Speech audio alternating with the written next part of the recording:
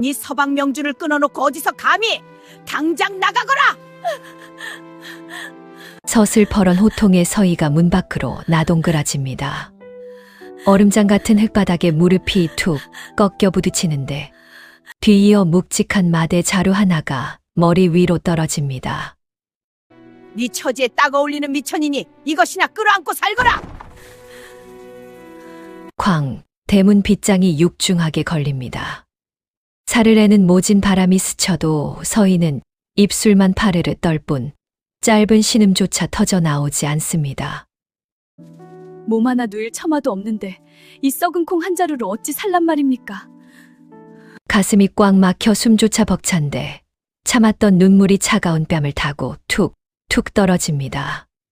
피가 나도록 입술을 깨물며 서러운 한숨을 속으로 삼키는 서희. 내동댕이 쳐진 이 흙바닥에서 도성을 뒤흔들 싹이 아주 독하게 트고 있었습니다. 절망 끝에서 시작된 눈부신 역전극, 지금 시작합니다. 살구꽃 야담 이야기가 계속될 수 있도록 구독과 좋아요로 응원의 마음을 보내주세요. 도성 한복판의 대문만 봐도 입이 떡 벌어지는 집이 하나 있었습니다. 이름만 대면 누구나 아는 최씨 가문, 그 중에서도 팔도 상권을 쥐락펴락한다는 최가 객주였지요. 담벼락이 얼마나 높은지 안을 들여다보려다가는 가시 뒤로 넘어갈 지경이고 집 안에서는 하루 종일 주판을 튕기는 소리가 요란하게 울려 퍼졌습니다. 그 집 뒤간에 쌓인 은화가 산을 이루고 창고마다 가득 찬 비단에선 코끝이 아릿할 정도로 진한 향내가 풍겨 나왔습니다.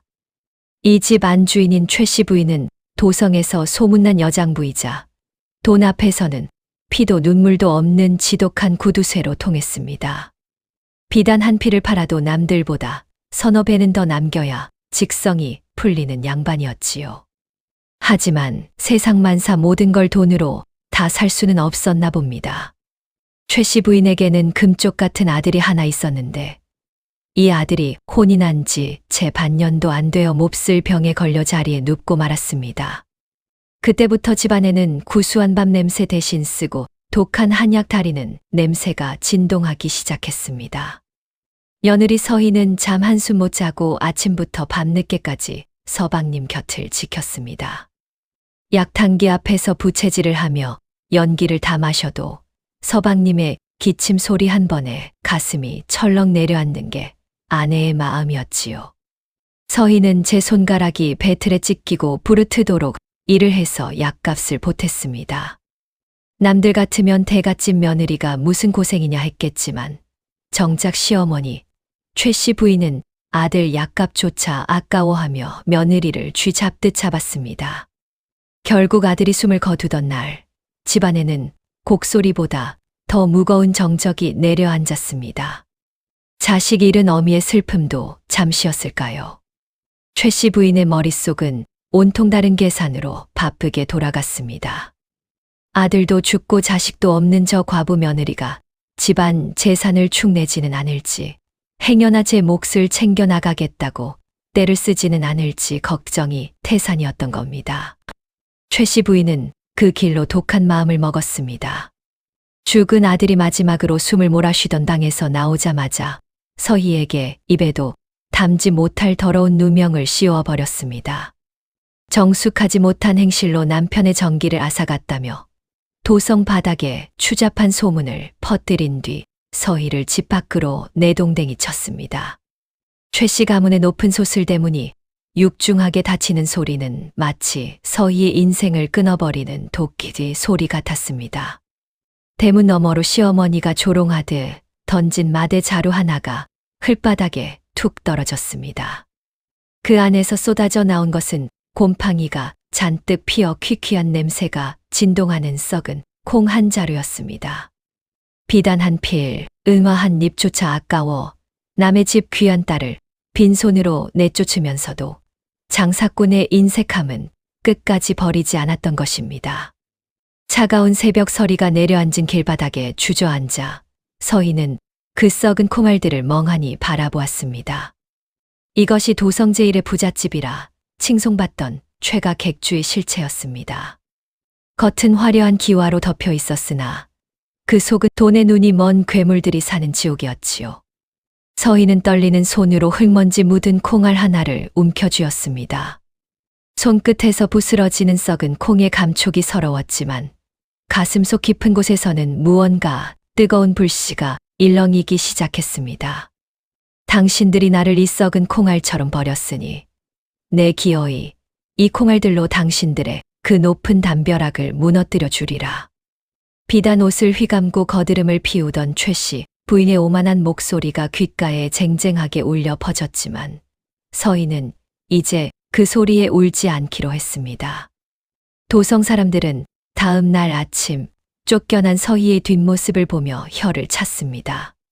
지독한 시어머니 밑에서 고생만 하더니 결국 저 꼴이 되었다며 수군거렸지요. 하지만 그 누구도 짐작하지 못했습니다.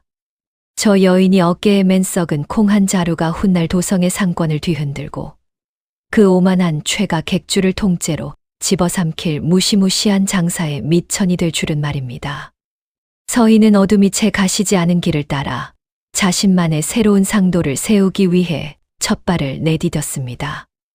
밤새 도성 변두리를 정처 없이 헤매던 서희의 발걸음이 멈춘 곳은 인적 끊긴 산자락 밑에 다 쓰러져가는 빈 헛간이었습니다. 문풍지는 다 찢어져서 칼바람이 제 집 안방인 양 드나들고 바닥에는 마른 먼지만 뽀얗게 쌓여 발을 디딜 때마다 쿰쿰한 흙내가 올라왔습니다. 서희는 어깨를 짓누르던 그 무거운 마대 자루를 조심스레 내려놓았습니다. 자루가 바닥에 닿으며 털썩하고 둔탁한 소리를 냈습니다. 서희는 그 옆에 힘없이 주저앉아 무릎을 끌어안았습니다. 얇은 저고리 사이로 스며드는 새벽 공기는 마치 살을 내는 칼날 같았습니다. 텅 빈 가슴 속으로 시린 바람이 휘몰아치는데 서희는 그저 멍하니 먼지 쌓인 바닥만 바라보았습니다. 한참을 그렇게 앉아 있었을까요? 서희는 떨리는 손을 뻗어 자루 입구를 풀었습니다. 그 안에는 어둠 속에서도 형편없이 일그러진 썩은 콩알들이 가득했습니다.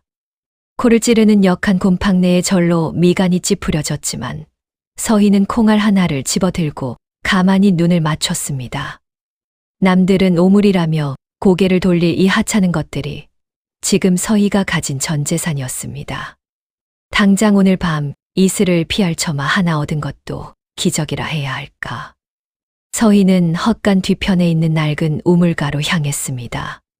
도르래가 녹슬어 끼익끼 비명을 지르며 올라오는데 그 소리가 꼭 서희의 서러운 울음소리 같았습니다. 양동이에 가득 담긴 우물물은 보기만 해도 손끝이 저릴 정도로 차가웠습니다. 서희는 낡은 나무 함지박에 썩은 콩들을 쏟아부었습니다. 그리고는 망설임 없이 그 시린 물속으로 시뻘겋게 얼어붙은 두 손을 집어넣었습니다. 물이 닿는 순간 숨이 턱 막힐 정도로 차가운 통증이 전신을 때렸습니다. 하지만 서희는 아래 입술을 꽉 깨물고 바락바락 콩을 문질러 씻기 시작했습니다. 서걱서걱 콩알들이 서로 부딪히며 함지박 바닥을 긁는 소리가 적막한 새벽녘에 유난히 크게 울려 퍼졌습니다. 썩은 물이 검게 우러나오고 곰팡이 핀 껍질들이 물 위로 둥둥 떠올랐습니다. 손가락 마디마디가 찢어질 듯 하려오고 나중에는 감각조차 사라졌지만 서희는 멈추지 않았습니다. 이건 그냥 콩을 씻는 게 아니었습니다. 서희는 자신의 가슴에 맺힌 응어리를 씻어내고 있었습니다. 서방님을 잃은 슬픔, 시어머니의 그 모진 학대, 그리고 사람들의 차가운 시선까지 모두 이 썩은 물에 띄워 보내려는 듯 온 힘을 다해 비벼댔습니다. 어머니, 똑똑히 보십시오. 당신이 버린 이 썩은 것들이 어떻게 다시 태어나는지. 내 손이 문드러지고 뼈가 시려도 기어이 이 하찮은 것들로 당신의 그 오만한 자부심을 무너뜨려 보일 것입니다. 서희의 눈에서 뜨거운 눈물 한 방울이 툭 떨어져 검은 물 위로 파문을 만들었습니다. 하지만 서희는 이제 울지 않았습니다. 맑은 물이 나올 때까지 대여섯 번을 넘게 물을 갈아주며 콩을 씻고 또 씻었습니다. 마침내 뽀얀 속살을 드러낸 콩알들이 아침 햇살을 받아 반짝거리기 시작했습니다. 서희는 헛간 구석에 버려져 있던 작은 가마솥을 닦아 아궁이에 걸었습니다. 산에서 주워온 마른 나뭇가지들에 불을 붙이자 매운 연기가 훅 끼쳐와 눈물이 핑 돌았습니다. 하지만 서희는 치맛자락으로 눈을 훔쳐가며 아궁이 앞에 앉아 부채질을 멈추지 않았습니다. 타닥타닥 나뭇가지 타는 소리가 헛간을 채우고 솥 안에 물이 설설 끓기 시작했습니다. 시간이 얼마나 흘렀을까요? 퀴퀴한 곰팡내 대신 구수하고 달큰한 콩 삶는 냄새가 헛간 밖까지 은은하게 번져나갔습니다. 서희는 푹 삶아진 콩을 꺼내어 절구에 넣고 찢기 시작했습니다. 쿵쿵 절구질 소리에 서희의 의지가 실렸습니다. 으깨진 콩알들이 찰지게 뭉쳐지며 묵직한 무게감을 더해갔습니다. 서희는 따뜻한 김이 모락모락 피어오르는 콩덩어리를 정성껏 빚었습니다. 네모 반듯하게 모양을 잡은 메주를 마당의 햇볕 좋은 곳에 널어놓은 마른 볏짚 위에 올렸습니다. 바스락거리는 볏짚이 콩의 온기를 감싸 안았습니다. 서희는 짚을 꼬아 메주를 하나하나 정성스럽게 묶었습니다. 거친 볏짚에 손등이 긁혀 피가 맺혔지만 서희는 아픈 줄도 몰랐습니다. 처마 밑에 나란히 매달린 메주들이 바람에 흔들리며 서로 몸을 부딪혔습니다. 이제 시작이었습니다. 서희는 땀방울이 맺힌 이마를 닦으며 그 메주들을 가만히 올려다보았습니다. 남들에겐 그저 평범한 메주로 보이겠지만 서희에게는 이것이 세상 그 어떤 금은보화보다 귀한 첫 번째 미천이었습니다. 지독한 겨울바람을 견디고 속 깊은 향을 품게 될 저 메주들처럼 서희 역시 이 모진 시간을 견디고 반드시 일어서리라 굳게 다짐했습니다. 도성 최고의 객주집 며느리에서 빈손으로 쫓겨난 가련한 여인이 아니라 세상 누구보다 지독하고 영리한 장사꾼으로 다시 태어나는 순간이었습니다. 저작거리의 사람들은 아직 모르고 있었습니다. 저 산자락 밑에 낡은 헛간에서 훗날 도성의 상권을 단숨에 집어삼킬 거대한 풍파가 조용히 자라나고 있다는 사실을 말입니다. 그렇게 지독한 겨울이 가고 얼어붙었던 땅 밑에서 아지랑이가 스멀스멀 올라올 때쯤이었습니다. 헛간 처마 밑에 매달린 메주들은 금에서 온 칼바람을 온몸으로 받아내며 어느덧 겉면이 꾸덕꾸덕하게 말라 있었습니다. 처음엔 고약한 썩은 내를 풍기며 눈살을 찌푸리게 하더니 이제는 제법 구수한 향을 머금어 헛간 주변을 지날 때면 코끝에 은은한 냄새가 걸리곤 했지요. 서희는 그 메주들을 조심스레 내려 솔로 털어내고 소금물에 담가 장을 담갔습니다. 항아리 속에서 시간이 흐를수록 물은 점점 짙은 빛깔로 변해갔고 마침내 도성 사람들은 한 번도 맛보지 못한 기가 막힌 보물이 탄생하기 일보 직전이었습니다. 어느 볕 좋은 날 서희는 항아리 뚜껑을 조심스럽게 열었습니다. 묵직한 항아리 뚜껑이 밀려나자마자 응축되어 있던 깊고 짭조름한 향이 분수처럼 터져나와 헛간 안을 가득 채웠습니다. 맑고 투명하면서도 깊은 밤처럼 까만 작물 위로 햇살이 떨어지자 마치 보석처럼 반짝거렸습니다. 서희는 나무 국자로 작물을 아주 조금 떠서 혀끝에 살짝 대보았습니다. 처음엔 혀를 아릿하게 찌르는 소금 맛이 나더니 이내 입안 전체를 감싸는 감칠맛과 달큰한 뒷맛이 가슴속까지 짜릿하게 전해졌습니다. 서방님을 위해 피눈물을 흘리며 콩을 씻던 그 감이 시어머니의 독서를 견디며 아궁이 앞에 앉아있던 그 시간들이 이 한 방울의 작물 속에 모두 녹아든 것만 같았습니다. 서희는 작물을 가만히 응시하며 나직하게 한숨을 내뱉었습니다. 당신들이 썩었다고 버린 것들이 이렇게나 깊고 진한 맛을 내는 보물이 되었네요. 이제는 이 맛으로 당신들이 그토록 사랑하는 그 돈줄을 하나하나 끊어줄 차례입니다. 서희는 작은 단지에 간장을 정성껏 나누어 담았습니다. 그리고는 낡았지만 깨끗하게 빤 행주로 단지 겉면을 닦아냈습니다. 장사가 안 되어 파리만 날린다는 도성 한복판에 어느 국밥집을 이미 점 찍어둔 상태였습니다. 서희는 보찜에 간장 단지를 챙겨 넣고는 헛간 문을 나섰습니다. 등 뒤로 보이는 초라한 헛간이 이제는 더 이상 비참한 도망처가 아니라 세상을 뒤엎을 반격의 기지처럼 보였습니다. 도성 저작거리는 여전히 활기가 넘치고 화려했습니다. 최가 객주의 웅장한 기와 지붕이 멀리서도 훤히 보였지만 서희는 그곳을 쳐다보지도 않았습니다. 대신 그녀의 발길이 멈춘 곳은 시장통 구석에서 다 쓰러져가는 간판을 단 작은 국밥집 앞이었습니다. 점심시간이 훌쩍 지났는데도 가게 안은 텅 비어 있었고 주인은 맥없이 앉아 파리만 쫓고 있었습니다. 가게 안으로 들어서자 퀴퀴한 곰팡내와 비릿한 고기, 누린내가 뒤섞여 코를 찔렀습니다. 서희는 자리에 앉아 국밥 한 그릇을 주문했습니다. 잠시 후 나온 국밥은 맹물에 고기 몇 점을 띄운 듯 멀겋고 싱거웠습니다. 서희는 품 안에서 작은 간장 단지를 꺼내 뚜껑을 열었습니다. 순간 비릿하던 국밥 냄새를 뚫고 진하고 구수한 간장 향이 주변 탁자까지 번져 나갔습니다. 서희가 간장 한 국자를 국밥에 툭 떨어뜨리자 허여멀건하던 국물이 순식간에 진한 갈색빛을 띠며 먹음직스럽게 변했습니다. 그 향기에 홀린 듯 졸고 있던 주인이 눈을 번쩍 뜨며 서희의 탁자로 다가왔습니다. 서희는 국밥 한 숟갈을 크게 떠서 입에 넣었습니다.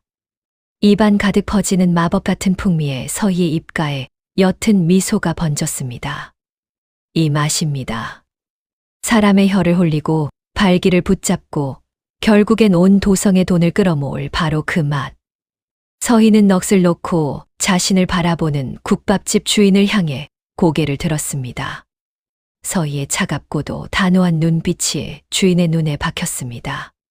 주인장, 이 가게를 도성에서 제일 가는 대박집으로 만들어줄 테니 나랑 거래 하나 하지 않겠소.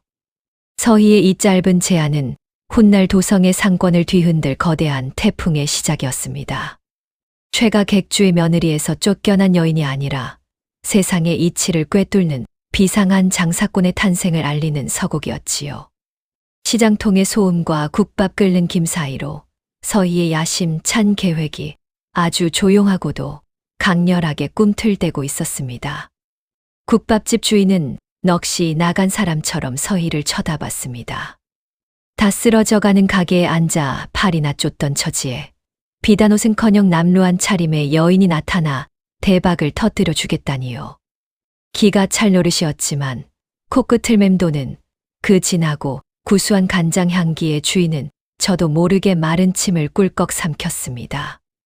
평생 국밥을 말아온 그였지만 간장 한 국자에 허여멀건하던 국물이 이렇게나 깊은 색으로 변하고 사람의 오감을 뒤흔드는 광경은 처음이었으니까요. 주인장, 내 말이 농담처럼 들리시오? 서희의 목소리는 낮았지만 단단했습니다. 그녀는 주인의 흔들리는 눈동자를 똑바로 쳐다보며 말을 이었습니다. 주인은 의심 가득한 눈초리로 서희를 훑어보더니 이내 텅 빈 가게 안을 한 바퀴 둘러보았습니다. 먼지만 쌓인 탁자, 불기운이 다 죽어가는 가마솥, 그리고 구멍난 주머니까지. 더 이상 잃을 것도 없는 처지라는 걸 깨닫는 데는 그리 오랜 시간이 걸리지 않았습니다. 나보고 어쩌라는 거요? 보시다시피 소금 살 돈도 없어서 문을 닫기 일보 직전인데. 주인이 자포자기한 심정으로 털썩 주저앉자 서희가 나직하게 웃음을 흘렸습니다. 서희는 품 안에서 묵직한 간장 단지를 꺼내 탁자 위에 올려놓았습니다. 단지가 탁자에 닿으며 둔탁하고 묵직한 소리를 냈습니다. 돈은 필요 없소. 이 간장을 공짜로 내어줄 테니 오늘부터 이 집 국밥에 소금 대신 이걸 쓰시오. 대신 딱 하나 약조해 주어야겠소. 이 간장 덕분에 들어오는 손님 10명당 나에게 엽전 한 양씩만 떼어주면 돼요. 손님이 없으면 나도 한 푼도 받지 않을 것이니 주인장 입장에서는 미쳐야 본전 아니겠소. 주인은 귀를 의심했습니다. 세상에 공짜는 없다는데 돈도 안 받고 물건부터 내어주겠다니요. 그것도 손님이 올 때만 돈을 받겠다니 장사꾼 치고는 너무나 무모한 제안이었습니다. 하지만 서희의 머릿속에는 이미 주판알이 팽팽 돌아가고 있었습니다. 이 간장 맛을 한 번 본 사람이라면 절대로 한 번으로 끝낼 리 없다는 확신, 그리고 소문이 나기 시작하면 도성의 돈이 이 허름한 국밥집으로 흘러들어올 것이라는 확신이 있었던 것이지요. 주인은 믿져야 본전이라는 생각으로 서희의 제안을 받아들였습니다. 서희는 그 길로 소매를 걷어붙였습니다. 찌든 때가 가득하던 가마솥을 박박 닦아내고 새로 물을 받아 장작을 지폈습니다. 타닥타닥 나뭇가지가 타오르며 붉은 불꽃이 가마솥 밑바닥을 핥기 시작했습니다. 물이 설설 끓어오를 때쯤 서희는 아껴두었던 간장을 넉넉히 부었습니다. 순식간에 헛간에서 맡았던 그 깊고 구수한 향기가 수증기를 타고 가게 밖 저작거리까지 번져 나갔습니다. 비릿하던 고기 누린내는 온데간데 없고 사람의 배꼽 시계를 사정없이 흔들어대는 마법 같은 냄새가 길 가던 사람들의 발길을 붙잡았습니다. 가장 먼저 들어온 손님은 지게를 진 나무꾼이었습니다. 평소라면 냄새가 고약해 쳐다보지도 않았을 가게였지만 오늘따라 담장을 넘어오는 그 향기에 홀린 듯 문을 밀고 들어왔습니다. 서희는 정성껏 토렴한 국밥 한 그릇을 내놓았습니다. 뚝배기 안에서 보글보글 끓어오르는 갈색 국물, 그 위에 송송 썬 파가 띄워진 모습이 보기만 해도 침이 고였습니다. 나무꾼이 국물을 한 숟갈 떠서 입에 넣는 순간 가게 안에는 기분 좋은 침묵이 흘렀습니다. 뜨거운 국물이 목구멍을 타고 넘어가자마자 나무꾼의 눈이 번쩍 뜨였습니다. 아니, 주인장, 국밥 맛이 언제 이렇게 변한 거요? 속이 확 풀리는 게 도성 수문장 앞 유명한 집보다 10배는 낫구려. 나무꾼은 정신없이 뚝배기를 비워냈습니다. 그 모습을 지켜보던 길 가던 행인들도 하나둘 가게 안으로 머리를 들이밀었습니다. 텅 비어있던 탁자가 순식간에 사람들로 가득 찼고 가마솥에선 쉴 새 없이 김이 피어올랐습니다. 서희는 구석진 자리에 앉아 그 광경을 가만히 지켜보았습니다. 가마솥 뚜껑이 열릴 때마다 훅 끼쳐오는 뜨거운 열기와 진한 장취, 손님들이 후루룩 국물을 들이키는 소리, 그리고 빈 그릇이 탁자에 내려놓아질 때의 경쾌한 소리까지. 서희에게는 그 모든 소리가 마치 승리의 서곡처럼 들렸습니다. 어머니, 보고 계십니까? 당신이 썩었다고 버린 그 콩 한 자루가 지금 이 가난한 사람들의 배를 채우고 내 주머니를 채울 황금으로 변하고 있습니다. 당신들의 그 화려한 객주가 돈의 힘으로 사람을 눌렀다면 나는 이 깊은 맛으로 사람의 마음을 먼저 사로잡을 것입니다. 서희는 속으로 피눈물을 삼키며 다짐했습니다. 저렇게 맛있게 먹는 사람들의 웃음소리가 커질수록 최가 객주의 높은 담벼락은 조금씩 균열이 가기 시작할 것이라고요.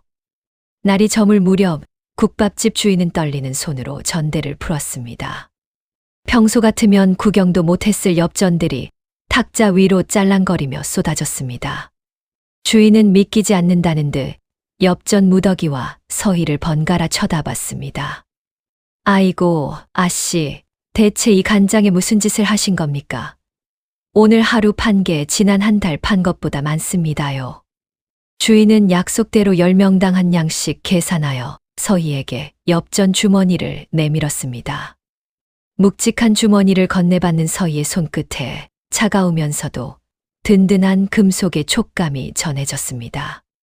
썩은 콩 한 자루가 일궈낸 첫 번째 수확이었습니다. 서희는 그 주머니를 품 안에 소중히 갈무리했습니다. 이제 시작이었습니다. 서희의 간장 국밥 소문은 삽시간에 저작거리를 타고 도성 전체로 퍼져나가기 시작했습니다. 그리고 그 소문은 머지않아 서희를 내쫓고 승리의 축배를 들고 있을 최 씨 부인의 귀에까지 닿게 될 것이었습니다. 서희는 깊어가는 밤하늘을 보며 나직하게 한숨을 내뱉었습니다. 그 한숨은 더 이상막막함이 아니라 다음 반격을 준비하는 장사꾼의 여유로운 숨결이었습니다. 발 없는 소문이 천리를 한다더니 그 허름한 국밥집에 귀신이 고칼 노릇이 벌어졌다는 이야기는 하룻밤새 도성 바닥을 발칵 뒤집어 놓았습니다. 처음에는 나무꾼들이나 저작거리 일꾼들이나 드나들던 곳이었는데 이제는 비단옷을 휘감은 양반들까지 코를 킁킁거리며 그 좁은 골목길로 모여들기 시작했습니다. 사람들은 그 국밥 국물을 보고 검은 황금이라 불렀습니다. 숟가락을 들기도 전에 코끝을 사정없이 후려치는 그 깊고 구수한 향에 점잖은 선비들도 체면을 잇고 그릇째 들고 국물을 들이켰으니까요. 국밥집 가마솥은 이제 단 한순간도 식을 틈이 없었습니다. 불길이 확확 타오르는 아궁이 앞에서 서희는 땀방울이 맺힌 이마를 닦지도 않은 채 묵묵히 간장 단지를 지켰습니다. 가마솥 뚜껑이 열릴 때마다 훅 끼쳐오는 뜨거운 증기 속에는 서희의 한서린 정성이 응축된 장취가 진동했습니다. 국물이 보글보글 끓으며 내는 경쾌한 소리는 마치 서희의 주머니로 쏟아질 엽전들의 전주곡처럼 들렸습니다. 이복의 주인장, 도대체 이 국물에 무슨 짓을 한 건가? 내가 평생 도성 팔도를 다 돌아다녀 봤어도 이런 감칠맛은 처음일세. 손님들이 연신 감탄하며 빈 그릇을 탁 소리 나게 내려놓을 때마다 주인은 연신 싱글벙글하며 서희의 눈치를 살폈습니다. 이제 주인에게 서희는 더 이상 정체 모를 과부 며느리가 아니라 무너져가던 가문을 일으켜 세운 보살이나 다름없었습니다. 서희는 그 법석을 떨며 지나가는 사람들의 소음을 배경 삼아 가만히 주파나를 튕기듯 머릿속으로 셈을 했습니다. 들어오는 손님 수와 나가는 간장의 양, 그리고 시시각각 쌓여가는 명성까지. 서희의 장사는 단순히 국밥 한 그릇을 파는 게 아니었습니다. 사람들의 혀끝을 담보로 도성의 민심을 사들이고 있었던 것이지요. 하지만 그 화려한 소문은 기어이 담장을 넘어 서희를 발길질로 내쫓았던 최가 객주의 안채까지 스며들었습니다. 뭐라, 그년이 죽지 않고 살아있다고. 그것도 시장통 구석에서 국밥 장사를 하며 돈을 쓸어 모으고 있다는 말이냐? 최씨 부인의 앙칼진 목소리가 객주의 넓은 마당을 쩌렁쩌렁 울렸습니다. 금방이라도 서희가 길바닥에서 굶어 죽었다는 소식을 기다리고 있던 부인에게 이건 청천벽력 같은 소리였습니다. 부인은 분에 못 이겨 들고 있던 찻잔을 바닥에 내팽개쳤습니다. 쨍그랑하고 자지러지는 소리와 함께 하얀 사기 조각이 사방으로 튀었습니다. 하인들은 숨소리조차 내지 못한 채 바짝 엎드렸고 부인의 거친 호흡만이 방 안의 무거운 정적을 갈기갈기 찢었습니다. 내가 그년을 빈손으로 내쫓을 때 분명 썩은 콩 한 자루뿐이었다. 그런데 그 쓰레기 같은 걸로 장사를 해서 도성 사람들의 입맛을 홀려 감히 내 허락도 없이 최가 객주의 며느리였던 자가 그런 천한 일을 하며 내 얼굴에 먹칠을 해? 부인의 눈동자가 도끼 어린 광기로 번들거렸습니다. 아들을 잃은 슬픔보다 제 소나기를 벗어난 과부 며느리가 제 힘으로 일어서고 있다는 사실이 부인의 자존심을 난도질했습니다. 부인은 길게 한숨을 내뱉으며 서늘하게 읊조렸습니다. 오냐, 내까진 년이 얼마나 멀리 가는지 보자꾸나. 내가 너를 짓밟는 건 길가에 핀 잡초를 밟는 것보다 쉬운 일임을 잊었나 보구나. 부인의 서슬퍼런 명령이 떨어지자 객주의 덩치 큰 장정들이 은밀하게 움직이기 시작했습니다. 그들의 품 안에는 서희의 국밥집을 단숨에 가루로 만들어버릴 흉계가 번뜩이고 있었습니다. 같은 시각 국밥집 구석에 앉아있던 서희는 갑자기 불어오는 서늘한 바람에 옷깃을 여몄습니다. 밖은 여전히 손님들의 웃음소리로 흥청거렸지만 서희는 알고 있었습니다. 이제 곧 자신이 띄운 메주 냄새를 맡고 굶주린 늑대들이 달려들 것이라는 사실을 말입니다. 서희는 품 안에 묵직한 엽전 주머니를 꽉 움켜쥐었습니다. 차갑고 단단한 동전의 감촉이 손바닥을 파고들었습니다. 어머니, 이제야 제 소식을 들으셨나 봅니다. 하지만 착각하지 마십시오. 저는 예전처럼 당신의 매질에 눈물 흘리며 빌던 그 유약한 며느리가 아닙니다. 당신이 던져준 그 썩은 콩 한 자루가 이제 당신의 그 화려한 객주를 무너뜨릴 거대한 파도가 되어 돌아갈 테니까요. 서희는 끓어오르는 가마솥의 김을 응시하며 차가운 미소를 지었습니다. 가장 비참한 곳에서 시작된 이 장사 전쟁은 이제 막 서막을 올리고 있었습니다. 장사가 잘 된다는 소문은 무서운 법이지요. 그저 입소문인 줄 알았는데 이제는 도성 안에서 그 집 간장만 못 보면 죽어서 염라대왕 앞에서도 할 말이 없다는 소리까지 돌았습니다. 서희의 전대는 매일 밤 엽전 무더기로 묵직해졌고 국밥집 주인의 얼굴에는 개기름이 번드르르하게 올랐습니다. 하지만 호사다마라고 했던가요? 서희가 띄운 그 구수한 장 냄새가 독이 되어 돌아오는 건 시간 문제였습니다. 어느 날 정오 국밥집 앞에 시커먼 그림자 여럿이 들이닥쳤습니다. 딱 봐도 저작거리에서 주먹깨나 쓰는 장정들이었는데 그들의 옷깃에 새겨진 문양을 본 서희의 눈동자가 차갑게 식었습니다. 바로 최가 객주의 수하들이었지요.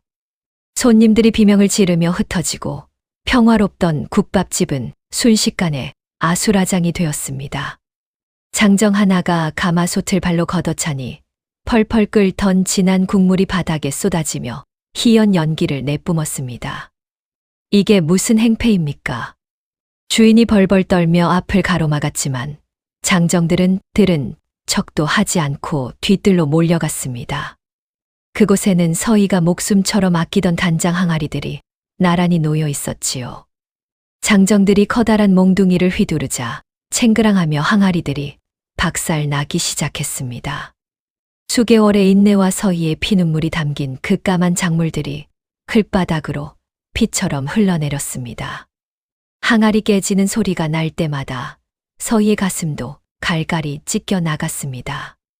하지만 서희는 울지도 소리를 지르지도 않았습니다.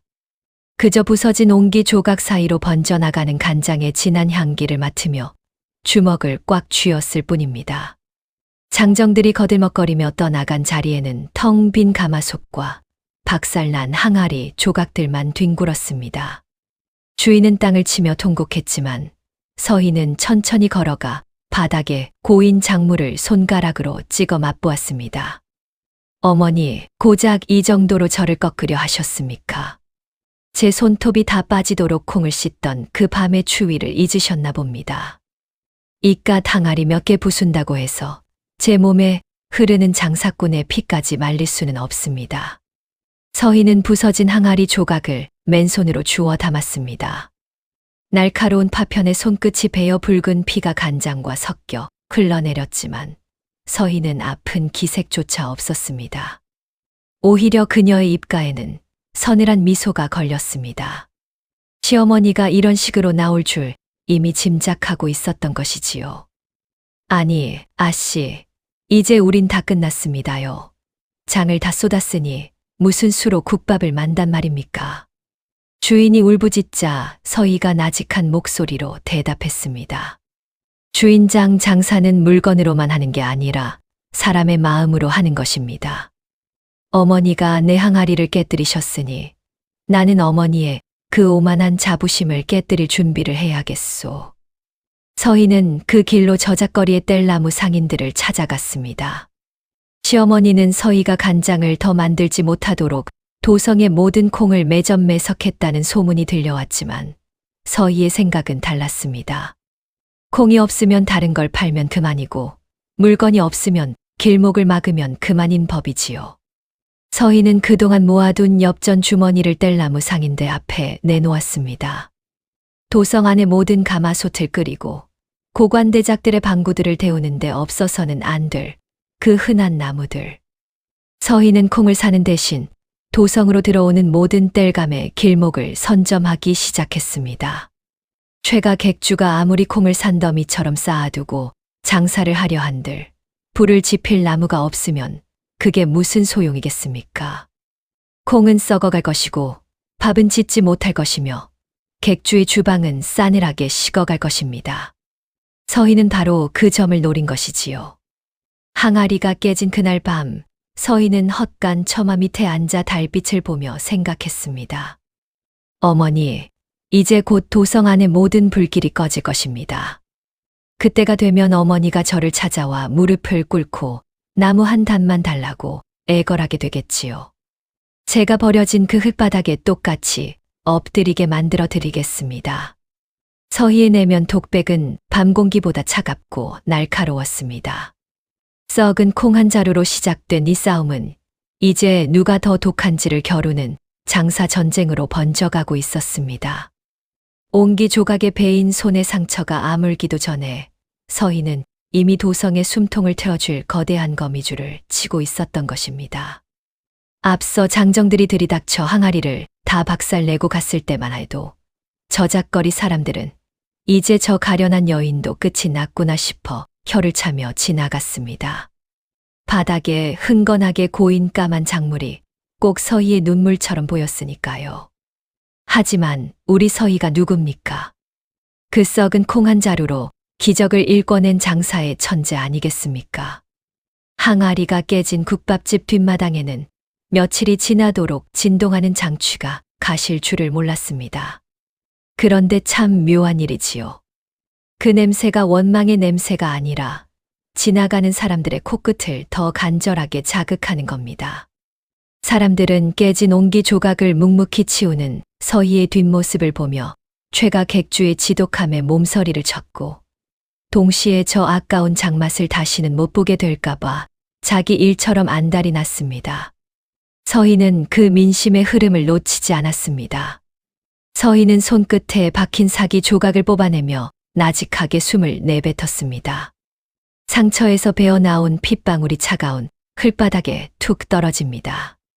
하지만 서희의 눈은 그 어느 때보다 형형하게 빛나고 있었습니다. 그녀는 그 길로 도성으로 들어오는 길목인 동소문 밖 마들평야로 향했습니다. 그곳은 도성 안에 가마솥을 끓이고 고관대작들의 방구들을 데우는 뗄나무 상인들이 반드시 거쳐가는 길목이었지요. 서희는 국밥집 주인에게서 받은 엽전 주머니를 통째로 꺼내 들었습니다. 묵직한 주머니를 흔들자 짤랑거리는 금소금이 새벽 안개를 뚫고 경쾌하게 울려 퍼졌습니다. 서희는 나무꾼들의 거친 손을 하나하나 맞잡으며 제안했습니다. 지금 최가 객주에서 콩값을 2배로 올려받으며 장사꾼들의 피를 말리고 있는데 조만간 도성 안의 나무가 금값이 될 터이니 지금 내게 모든 땔감을 넘기라고 말입니다. 나무꾼들은 처음엔 코웃음을 쳤습니다. 산에 널린 게 나무인데 무슨 소리를 하느냐고 말이지요. 하지만 서희는 알고 있었습니다. 조만간 닥쳐올 이른 추위와 최가 객주가 콩을 삶아 대량으로 장을 담그기 위해 평소보다 몇 배의 땔감을 사들여야 한다는 사실을요. 서희는 그들이 부르는 값에 웃돈까지 얹어주며 도성으로 향하는 모든 뗄나무의 전표를 싹쓸이하기 시작했습니다. 마른 장작이 부딪히며 내는 서걱거리는 소리, 알싸한 송진향이 코끝을 찌르는 그 길목에서 서희는 조용히 거미줄을 쳤습니다. 최가 객주의 최씨 부인은 지금쯤 산더미처럼 쌓인 콩을 보며 승전고를 울리고 있겠지요. 서희의 항아리를 깼으니 이제 도성의 장맛은 다시 제 소나귀에 들어왔다고 믿으면서 말입니다. 어머니, 장사는 물건을 쥐고 흔드는 게 아니라 사람의 숨통을 쥐는 것입니다. 콩이 아무리 많으면 무얼 하겠습니까? 그것을 삶아낼 불씨가 없으면 그저 썩어가는 돌덩이에 불과한 것을요. 서희는 뗄나무 더미 위에 앉아 차갑게 식어가는 도성 전경을 내려다보았습니다. 그녀의 내면 독백은 서늘한 칼날 같았습니다. 손에 쥔 엽전은 차가웠지만 그 돈으로 사들인 땔감들은 머지않아 도성 최고의 권력이라 믿었던 최가 객주의 안채를 싸늘하게 식혀버릴 거대한 얼음덩이가 될 것이었습니다. 마침내 하늘에서 첫 서리가 내려앉던 날이었습니다. 도성 안의 모든 장작이 뚝 끊겼습니다. 밥을 지어야 할 주방에서 연기가 사라지고 고관들의 방바닥은 얼음장처럼 변해갔습니다. 무엇보다 산더미 같은 콩을 삶아내야 할 최가 객주의 거대한 가마솥들이 찬물을 가득 머금은 채 흉물스럽게 멈춰 섰습니다. 자, 이제 누가 먼저 무릎을 꿇게 될까요? 서희는 헛간 처마 밑에서 직접 깎아 만든 줍 하나를 툭 하고 튕겼습니다. 맑고 고요한 그 소리가 도성 전체를 뒤흔들 거대한 반격의 시작을 알리고 있었습니다. 도성 전체에 차디찬 서리가 내려앉은 그날 아침, 최가 객주의 안채는 그 어느 때보다 서늘한 기운이 감돌았습니다. 평소라면 주방 거대한 가마솥 밑에서 장작불이 타닥타닥 소리를 내며 집안 가득 훈기를 불어넣었을 텐데 웬일인지 아궁이는 싸늘하게 식어 있었지요. 담장 너머로는 최 씨 부인이 매점매석해둔 콩들이 산더미처럼 쌓여 있었지만 불이 없으니 그 귀한 콩들은 그저 딱딱한 돌덩이나 다름없었습니다. 부인, 나무가 없습니다요. 도성 안의 모든 장작이 썰물 빠지듯 자취를 감췄습니다. 객주의 안주인 최 씨 부인은 두꺼운 소미불을 뒤집어 쓴 채 바들바들 떨고 있었습니다. 입술은 파랗게 질려 있고 숨을 쉴 때마다 하얀 입김이 허공으로 흩어집니다. 비단 이불을 겹겹이 덮어도 뼛속까지 파고드는 한기를 막을 길은 없었지요. 부인은 떨리는 손으로 옆에 놓인 화로를 만져보았지만 재만 남은 화로는 이미 차갑게 식어 있었습니다.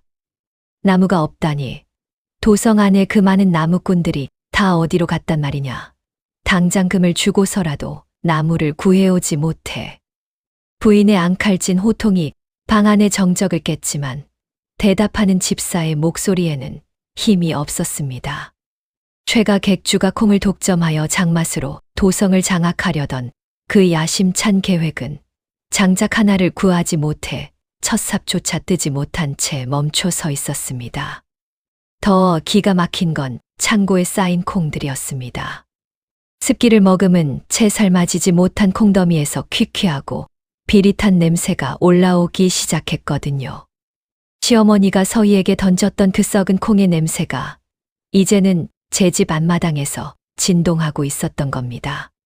한편 도성 외곽의 낡은 헛간에서는 정반대의 풍경이 펼쳐지고 있었습니다. 서희는 아궁이 앞에 앉아 이글거리는 불꽃을 가만히 응시했습니다.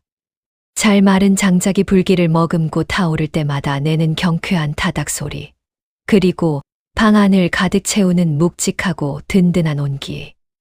서희는 그 온기를 온몸으로 느끼며 직접 깎아 만든 나무 국자로 잘 익은 작물을 저었습니다. 서희의 눈동자에는 춤추는 불꽃이 그대로 비치고 있었습니다. 그녀는 알고 있었습니다. 자신이 사들인 땔감들이 지금 도성의 숨통을 어떻게 조이고 있는지 말입니다. 서희가 나무꾼들에게 웃돈을 얹어주며 매달린 건 단순히 나무가 필요해서가 아니었습니다.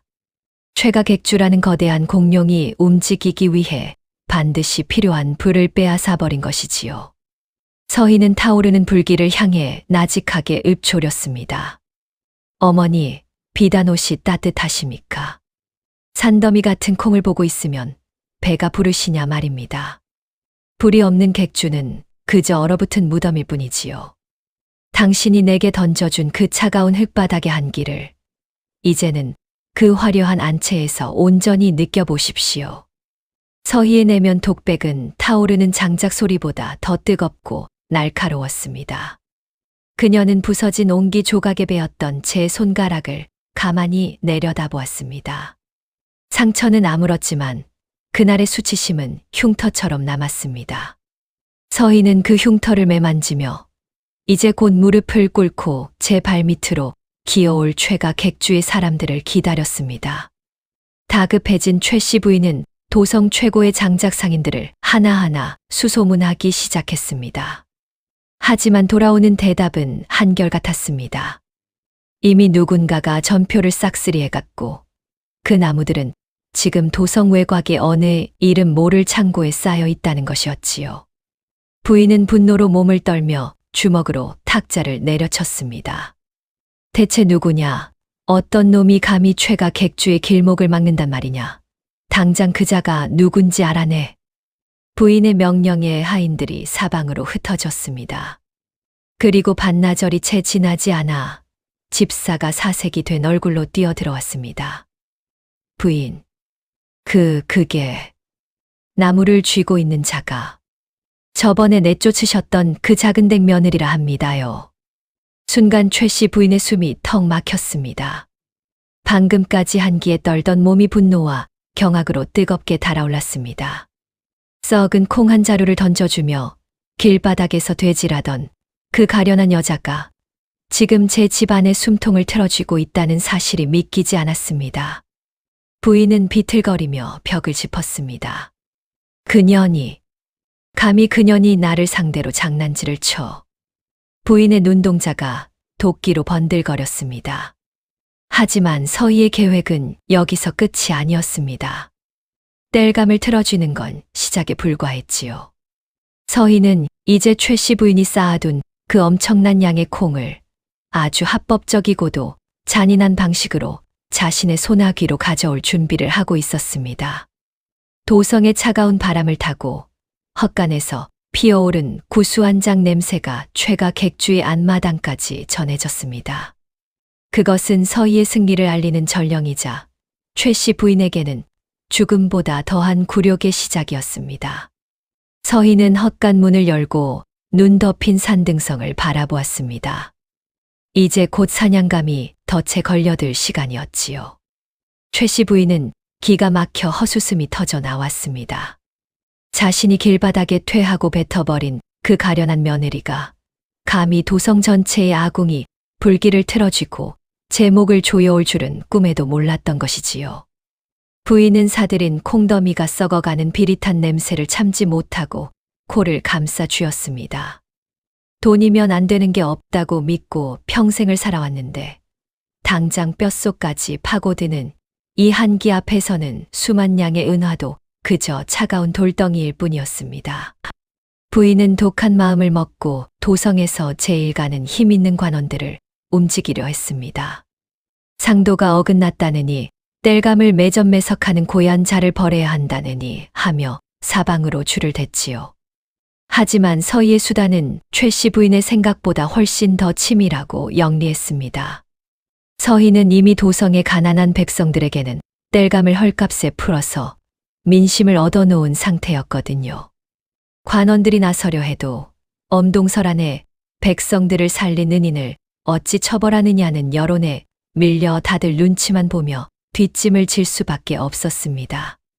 그 시각 서희는 산자락 낡은 헛간에서 묵직한 돌절구를 돌리고 있었습니다. 드르륵 드르륵. 돌과 돌이 맞물려 돌아가는 둔탁하고도 일정한 소리가 적막한 새벽 공기를 갈랐습니다. 잘 삶아진 콩이 으깨지며 내는 눅진한 소리가 서희의 귀에는 꼭 최가 객주의 기와가 무너지는 소리처럼 들렸습니다. 서희는 절구를 돌리느라 시뻘겋게 달아오른 손바닥을 가만히 내려다보았습니다. 예전에는 약값을 벌기 위해 배틀을 돌리며 부르텄던 손이었지만 이제는 제 운명을 직접 굴리는 강인한 장사꾼의 손이 되어 있었습니다. 어머니, 이제 곧 사람을 보내시겠지요. 은화를 보따리째 들고 와서 제 발밑에 던지며 나무를 내놓으라 호통을 치실 겁니다. 하지만 착각하지 마십시오. 저는 이제 당신의 그 은화 따위에는 관심이 없습니다. 제가 원하는 것은 당신이 목숨처럼 아끼는 그 객주의 자부심이 낱낱이 허물어지는 것입니다. 서희의 내면 독백은 절구 소리보다 더 무겁게 헛간 안을 가득 채웠습니다. 그녀는 최 씨 부인이 보낸 하인들이 헛간 근처를 기웃거리는 것을 이미 알고 있었습니다. 하지만 서희는 일부러 헛간 문을 활짝 열어두고 세상에서 가장 구수하고 따뜻한 장 냄새를 산바람에 실어보냈습니다. 추위에 떨며 배를 골턴 하인들은 그 냄새에 홀린 듯 침을 삼켰고 그 소식은 고스란히 얼음장 같은 최가 객주의 안채로 전해졌습니다. 드디어 참다 못한 최 씨 부인이 직접 움직이기 시작했습니다. 가마를 타고 첩첩산중 헛간 앞까지 찾아온 부인은 가마 문을 열자마자 느껴지는 훈훈한 열기와 진한 장취에 자기도 모르게 가슴이 철렁 내려앉았습니다. 부인은 화려한 비단 치맛자락이 흙바닥에 닿을세라 조심스레 발을 내디뎠지만 서희가 콩을 씻던 그 우물가 옆에는 이미 흙탕물이 가득했습니다. 거기 누구 있느냐? 부인의 날카로운 목소리가 헛간 벽을 때렸지만 안에서는 아무런 대답이 없었습니다. 오로지 타닥타닥 타오르는 장작 소리와 김이 모락모락 피어오르는 가마솥의 평화로운 풍경만이 부인을 맞이했습니다. 서희는 아궁이 앞에 앉아 등을 돌린 채 묵묵히 불을 지피고 있었습니다. 부인은 그 뒷모습만 보고도 이가 갈렸지만 당장 제 손발을 얼려버릴 것 같은 추위에 자존심을 꺾고 한 걸음 다가갔습니다. 서희야, 내 인연, 감히 시어미가 왔는데 얼굴도 비치지 않는 것이냐. 그제야 서희는 천천히 몸을 돌렸습니다. 불길을 머금어 발그레해진 얼굴, 하지만 눈동자만은 만년설처럼 차갑게 빛나는 서희의 모습에 부인은 움찔하며 뒤로 물러섰습니다. 예전에 그 유약하고 눈물 많던 며느리가 아니었습니다. 서희는 일어서지도 않고 그저 나직한 목소리로 입을 열었습니다. 어머니, 오시는 길에 서리가 많이 내렸지요. 이곳은 보시다시피 땔감이 넉넉하여 아주 따뜻합니다. 어서 들어와 이 불기운 좀 쬐시지요. 서희의 말투는 평온하기 그지없었지만 그 속에는 뼈를 찌르는 조롱이 담겨 있었습니다. 부인은 분노로 몸을 떨며 소리쳤습니다. 내까지 년이 감히 도성의 땔감을 가로채 나를 시험하려 들어. 당장 그 나무 전표들을 내놓아라. 내가 원하는 게 돈이냐? 은화 1000냥이면 되겠느냐? 아니면 10,000냥을 주랴. 부인이 비단 주머니를 바닥에 내동댕이 치자 엽전과 은괴들이 쏟아져 나와 흙바닥에 굴렀습니다. 예전에 서희의 머리 위로 썩은 콩자루가 떨어졌던 그 자리였습니다. 서희는 발밑에 뒹구는 은화들을 무심하게 바라보았습니다. 그리고는 가만히 손을 뻗어 잘 마른 장작 한 단을 불길 속으로 던져 넣었습니다. 어머니, 이 나무 한 단이면 얼어 죽어가는 사람을 살릴 수도 있고 산더미 같은 콩을 명품장으로 만들 수도 있습니다. 그런데 이 차가운 쇳덩이들이 불을 지펴주던가요? 배를 채워주던가요? 저는 돈을 받지 않겠습니다. 대신 어머니가 가진 그 객주의 창고 열쇠를 제게 넘기십시오. 최 씨 부인의 눈이 튀어나올 듯 커졌습니다. 객주의 열쇠를 넘기라는 것은 평생 읽어온 가문의 모든 권한을 내놓으라는 선전포고와 같았습니다. 부인은 거친 숨을 몰아쉬며 서희를 노려보았습니다. 하지만 헛간 처마 밑에 매달린 수백 개의 매주들이 바람에 흔들리며 내는 소리는 마치 부인의 몰락을 재촉하는 장례식의 종소리처럼 들렸습니다. 지독한 한기와 곤주림, 그리고 눈앞에 보이는 따뜻한 불길 사이에서 최 씨 부인의 이성이 무너져 내리고 있었습니다. 서희는 다시 등을 돌려 불을 보았습니다. 이제 사냥감은 덫의 가장 깊숙한 곳까지 들어왔고 서희는 그저 느긋하게 그 결말을 지켜보기만 하면 되었습니다. 귀한 쇳덩이들을 마치 길가에 굴러다니는 돌멩이 보듯 무심히 지나쳐 아궁이 앞에 앉았습니다. 타닥, 타다닥. 잘 마른 장작이 불길을 머금고 타오르며 내는 경쾌한 소리가 적막한 산속을 가득 채웁니다. 가마솥에서는 구수하고도 진한 장취가 수증기와 함께 뿜어져 나와 최 씨 부인의 코끝을 사정없이 뒤흔듭니다. 부인은 이가 딱딱 맞부딪힐 정도로 몸을 떨었습니다. 화려한 비단 옷도 겹겹이 껴입은 솜저고리도 뼛속까지 파고드는 산속의 칼바람을 막아주지는 못했지요. 부인은 파랗게 질린 입술을 떨며 서희의 등을 노려보았습니다. 예전 같으면 말대꾸 한마디에 뺨을 후려쳤을 며느리였건만 지금 제 눈앞에 있는 여인은 범접할 수 없는 서늘한 기운을 뿜어내고 있었습니다. 내 인연 서희야. 내가 이 추위에 얘까지 직접 왔거늘 끝끝내 내 청을 거절하겠다는 말이냐. 그깟 객주 열쇠가 뭐라고 천하의 최가 객주를 통째로 삼키려 들어. 부인의 목소리는 갈라져서 애처롭게 떨렸습니다. 서희는 그제야 천천히 고개를 돌려 부인을 바라보았습니다. 불길을 머금어 발그레해진 서희의 얼굴은 무척이나 평온해 보였지만 그 깊은 눈동자 속에는 얼음장 같은 냉소가 서려 있었습니다. 서희는 들고 있던 나무 국자를 가마솥 가장자리에 툭 하고 걸쳤습니다. 둔탁한 나무 소리가 부인의 가슴에 못 박히듯 박혔습니다. 어머니, 제가 이 헛간으로 쫓겨나던 날, 제 머리 위로 떨어졌던 그 썩은 콩 자루를 기억하십니까? 그 퀴퀴한 곰팡내와 미끈거리던 그 더러운 촉감을 저는 단 한순간도 잊은 적이 없습니다. 당신은 제게 죽음을 선물하셨지만 저는 그 죽음 속에서 이 생명의 맛을 길러냈습니다. 서희는 일어서서 부인에게 한 걸음 다가갔습니다. 부인은 자기도 모르게 뒷걸음질을 쳤습니다. 서희의 발걸음이 마른 흙바닥을 밟을 때마다 서걱, 서걱 소리가 났습니다. 그 소리는 마치 최 씨 부인의 자존심이 무너져 내리는 소리 같았습니다. 서희는 부인의 허리춤에 매달린 묵직한 열쇠 꾸러미를 가리켰습니다. 돈으로는 이 불을 살 수 없고 권세로는 이 맛을 낼 수 없습니다. 이제 도성 사람들은 최가 객주의 비단보다 제 국밥 한 그릇을 더 간절히 원합니다. 어머니가 목숨처럼 아끼시는 그 객주, 이제는 제가 그 주인이 되어 사람을 살리는 장사를 해보려 합니다. 열쇠를 내놓으시겠습니까? 아니면 그 산더미 같은 콩들과 함께 그 화려한 안채에서 굶어 죽으시겠습니까? 부인은 하늘을 우러러 탄식을 내뱉었습니다. 평생을 돈의 힘으로 사람을 부리고 짓밟으며 살아왔는데 결국 제 손으로 키운 며느리의 손에 모든 것을 내주어야 하는 현실이 믿기지 않았습니다. 하지만 당장 코앞까지 다가온 굶주림과 추위는 부인의 고결한 척하던 자존심을 사정없이 난도질했습니다.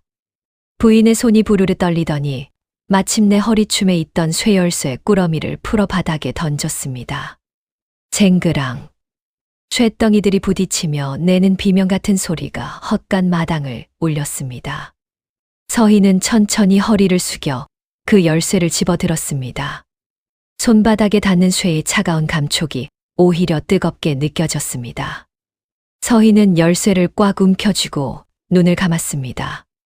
죽어가는 서방님의 머리맡에서 피눈물을 흘리던 밤, 누명을 쓰고 쫓겨나며 절규하던 새벽.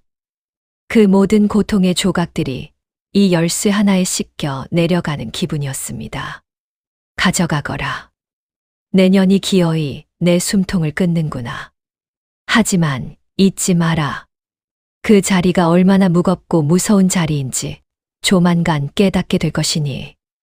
부인은 가마에 올라타며 마지막 발악처럼 소리쳤지만 서희는 대꾸조차 하지 않았습니다. 가마가 멀어지는 소리가 산새 소리에 묻혀 사라질 때까지 서희는 그저 타오르는 아궁이 불빛만을 바라보았습니다. 이제 시작이었습니다. 서희는 가마솥 뚜껑을 열었습니다. 훅 끼쳐오는 진하고 구수한 김이 서희의 얼굴을 따뜻하게 감싸 안았습니다. 썩은 콩에서 시작된 이 지독한 인연이 마침내 도성 최고의 상권을 쥐어잡는 거대한 권력으로 변한 순간이었습니다. 서희는 나직한 한숨을 내뱉으며 속으로 중얼거렸습니다. 서방님, 보고 계십니까? 당신을 외롭게 보냈던 그 집안의 문을 이제 제가 제 손으로 당당히 열고 들어갑니다. 당신의 억울함도 제 눈물도 이제 저 황금빛 작물 속에 모두 녹여보낼 것입니다. 서희의 눈가에 맺혔던 뜨거운 눈물 한 방울이 아궁이 불빛에 반짝이며 사라졌습니다. 산 너머로 푸르스름한 새벽빛이 밝아오고 있었습니다. 서희는 정갈하게 옷무새를 가다듬고 헛간을 나섰습니다. 그녀의 손에는 최가 객주의 운명을 쥔 열쇠가 묵직하게 들려 있었고 그녀의 발걸음은 이제 도성의 가장 높은 곳을 향해 거침없이 나아가고 있었습니다. 다음 날 이른 아침 도성에서 가장 높고 웅장하다는 최가 객주의 소슬대문이 육중한 비명을 지르며 열렸습니다. 예전 서희가 차가운 흙바닥으로 내동댕이 쳐지던 날과는 전혀 다른 아주 경건하고도 묵직한 소리였지요. 대문 앞에는 수많은 하인과 저작거리 사람들이 숨을 죽인 채 늘어서 있었습니다. 그들의 시선이 닿은 곳에는 남루한 무명 옷차림이지만 그 어떤 비단보다 눈부신 위엄을 품은 서희가 서 있었습니다. 서희는 손에 쥔 쇠열쇠 꾸러미를 꽉 움켜쥐었습니다.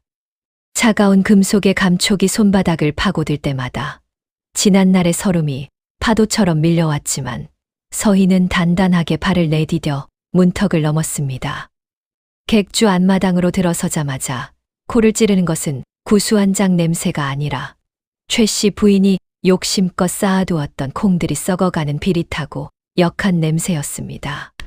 삶아줄 불을 찾지 못해 창고 구석에서 곰팡이가 핀 콩들이 마치 최가 객주의 몰락을 증명하듯 마당 구석구석에 흩어져 있었지요. 서희는 그 썩은 콩들을 가만히 내려다보았습니다.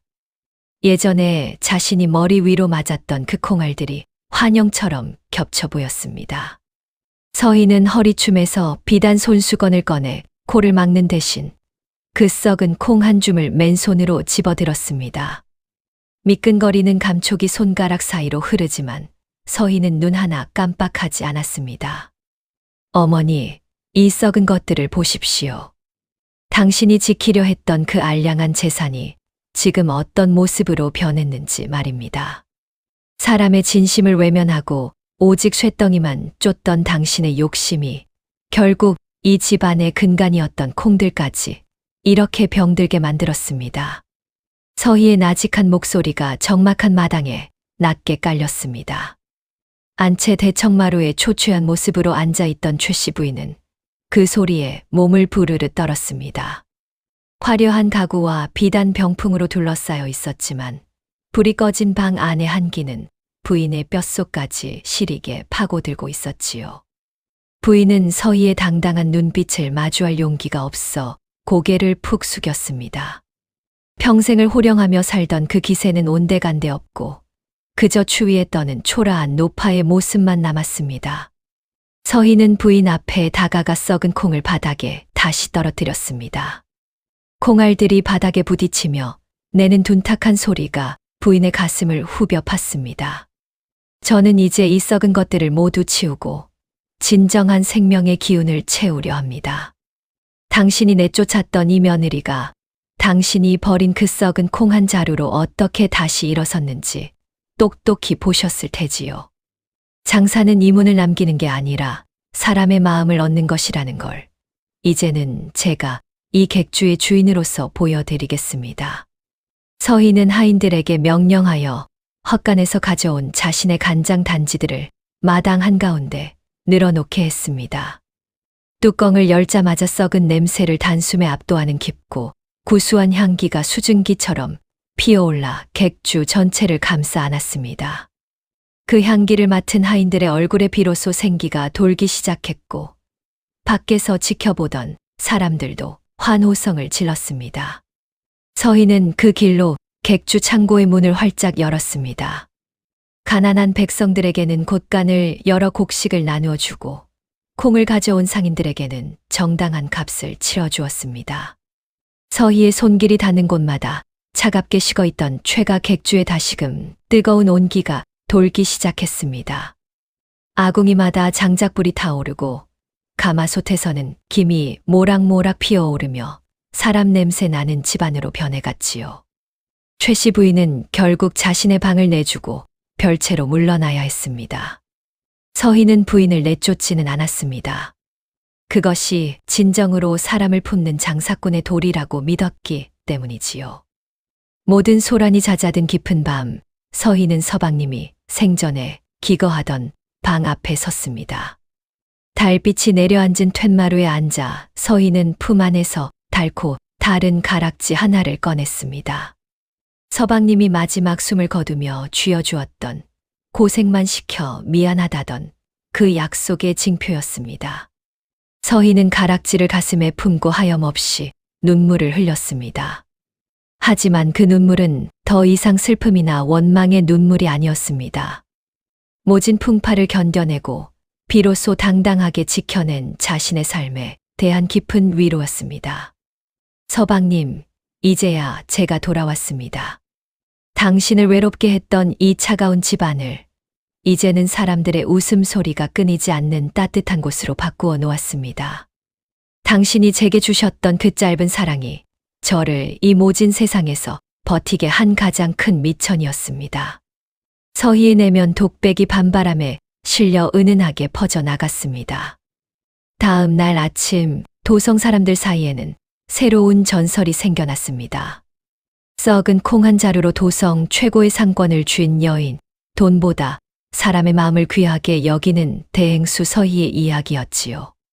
서희는 오늘도 객주의 높은 문턱에 서서 저작거리의 사람들을 맞이합니다. 그녀의 눈동자에는 예전의 슬픔 대신 세상을 품는 넉넉한 미소와 단단한 장사꾼의 긍지가 황금빛으로 빛나고 있었습니다. 가장 비참한 밑바닥에서 피어난 이 눈부신 역전극은 그렇게 도성의 역사 속에 깊고 구수한 향기를 남기며 영원히 기록되었습니다. 세월이 물처럼 흘러 도성의 풍경도 몇 번이나 바뀌었지만 최가 객주의 소슬대문 너머에서 풍겨나오는 그 깊고 구수한 장취만은 변함없이 저작거리 사람들의 코끝을 간지럽혔습니다. 이제 사람들은 그곳을 최가 객주라 부르기보다 서희 대행수의 집이라 불렀지요. 돈의 힘으로 사람을 누르던 곳에서 장맛 하나로 사람의 마음을 어루만지는 곳으로 바뀐 지 오래였습니다. 어느 볕 좋은 가을날 오후 서희는 정갈하게 닦인 장독대 사이를 천천히 걸었습니다. 수백 개의 항아리가 햇살을 받아 반짝이는 모습은 마치 장군이 거느린 든든한 군사들처럼 보였습니다. 서희는 그 중에서도 가장 구석에 놓인 작고 투박한 항아리 하나 앞에 멈춰 섰습니다. 그것은 서희가 헛간에서 처음으로 썩은 콩을 씻어 장을 담갔던 바로 그 항아리였습니다. 항아리 뚜껑을 열자 세월의 깊이가 고스란히 담긴 진한 흑갈색 작물이 모습을 드러냈습니다. 코끝을 찡하게 울리는 그 향기는 이제 원망이나 복수가 아닌 인내와 용서의 향기를 품고 있었습니다. 서희는 나무 국자로 작물을 살짝 떠서 햇살 아래 비춰보았습니다. 맑고 투명하면서도 깊이를 알 수 없는 그 빛깔은 마치 서희가 지나온 험난했던 삶의 여정을 압축해 놓은 보석 같았습니다. 대행수님, 이번에 새로 들어온 콩들이 아주 실하고 좋습니다요. 어느덧 훌쩍 커버린 점원들이 서희에게 다가와 깍듯하게 인사를 건넵니다. 서희는 그들에게 인자한 미소를 지어 보이며 고개를 끄덕였습니다. 그녀의 곁에는 이제 돈의 노예가 아닌 사람을 귀하게 여기는 장사꾼들이 가득했습니다. 서희는 그 중에서도 유독 눈길이 가는 어린 아이 하나를 불렀습니다. 배고픔에 지쳐 저작거리를 떠돌다 서희의 눈에 띄어 객주로 들어오게 된 아이였지요. 얘야, 이리 와서 이 장맛을 한번 보겠니? 아이는 조심스럽게 다가와 서희가 건네는 작물을 혀끝에 댔습니다. 순간 아이의 눈이 동그래지며 얼굴 가득 환한 미소가 번졌습니다. 아주 달아요, 대행수님. 짠데도 뒷맛이 설탕물보다 더 달콤해요. 서희는 아이의 머리를 쓰다듬으며 나직하게 읊조렸습니다. 그렇단다. 세상 모든 일이 처음엔 소금처럼 짜고 아프지만 그것을 묵묵히 견뎌내고 삭히면 결국 이렇게 달콤한 맛으로 변하는 법이란다. 너도 나중에 내 몫의 장을 담글 때가 오면 이 맛을 잊지 말거라. 아이가 해맑게 웃으며 뛰어가는 뒷모습을 보며 서희는 가만히 눈을 감았습니다. 그러자 별채 작은 방에서 들려오는 낮은 기침 소리가 서희의 귀에 닿았습니다. 그곳에는 예전에 섯을 펄었던 위세는 온데간데 없이 이제는 기력이 쇠해진 최씨 부인이 머물고 있었습니다. 서희는 매일 아침 부인의 방에 직접 끓인 따뜻한 국밥 한 그릇을 넣어주었습니다. 그것은 용서라기보다는 그 모진 시련을 통해 자신을 이토록 단단한 장사꾼으로 만들어준 인연에 대한 서희만의 마지막 예우였습니다. 서희는 품 안에서 이제는 낡아 빛이 바랜 은가락지를 꺼냈습니다. 서방님이 남겨주었던 그 유일한 징표. 서희는 가락지를 손가락에 끼워보며 산등성이 위로 지는 붉은 노을을 바라보았습니다. 서방님, 보고 계십니까? 당신이 떠나고 홀로 남겨진 이 세상이 제게는 참으로 시리고 멉디 멀었습니다. 하지만 당신이 남긴 그 짧은 온기가, 그리고 당신의 어머니가 던져준 그 썩은 콩 한 자루가 저를 오늘 이 자리에 서게 했습니다. 이제 저는 더 이상 슬프지도 억울하지도 않습니다.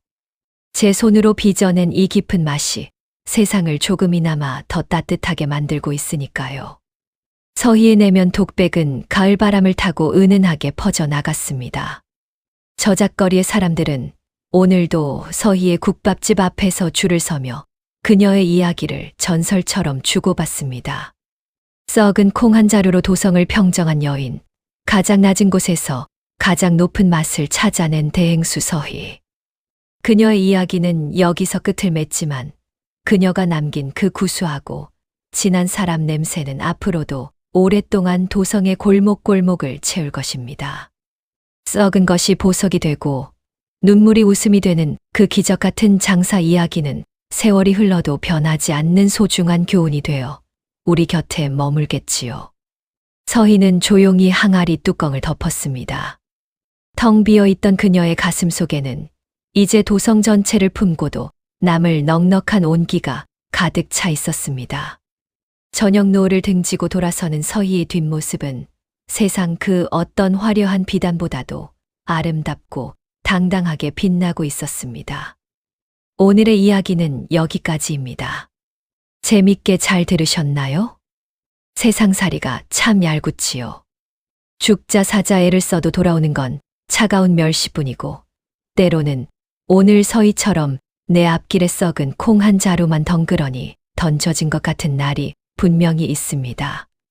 억울해서 잠도 안 오고 당장 내일이 막막해서 가슴을 치는 그런 밤 말입니다. 오늘 이 이야기가 고단한 하루를 보낸 여러분의 마음에 뜨끈한 국밥 한 그릇처럼 든든한 위로가 되었기를 바랍니다. 지금 겪고 계신 그 시린 겨울이 지나고 나면 여러분의 삶에도 반드시 구수하고 달큰한 장취가 진동하는 봄날이 찾아올 것입니다. 긴 이야기 끝까지 함께 해주셔서 참으로 고맙습니다.